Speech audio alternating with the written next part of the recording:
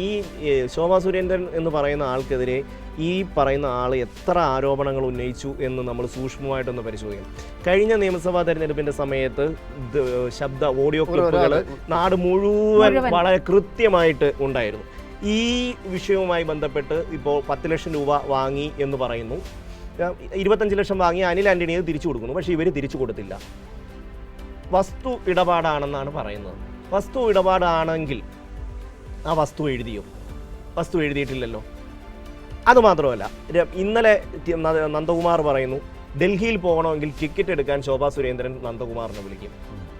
2, 3, 4 പ്രാവശ്യം നന്ദകുമാറിനെ വിളിച്ചിട്ട് ടിക്കറ്റ് എടുപ്പിച്ചിട്ടുണ്ട്.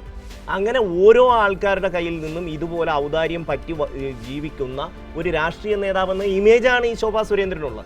അവരാണ് ഒരു കേരളത്തിലെ LDFിൻ്റെ ഒരു കൺവീനറെ കുറിച്ച്, ഒരു CPMൻ്റെ ഉന്നതനായ ഒരു നേതാവിനെ കുറിച്ച് ഇങ്ങോട്ട് വന്ന് BJP ചേരാൻ മെമ്പർഷിപ്പ് എടുക്കാൻ തുടങ്ങിയപ്പോൾ ഒരു ഫോൺ കോൾ വന്നു. അപ്പം അതങ്ങ് നിന്നു. എന്ത് മാത്രം ഒരു മനുഷ്യന്റെ രാഷ്ട്രീയ അസ്തിത്വത്തെ EP ജയരാജനെ പോലെ ഒരാള് ഒരു നിമിഷത്തിൽ BJPയിൽ പോയി ചേരും എന്ന് പറഞ്ഞാൽ ഇവിടുത്തെ BJPക്കാർ പോലും EP ജയരാജൻ തന്നെ പറഞ്ഞ രസകരമായ തലയ്ക്ക് വെളിവുള്ള ആരെങ്കിലും ഈ പാർട്ടി പോകുന്ന EP ജയരാജൻ തന്നെ പറയുകയും ചെയ്തു.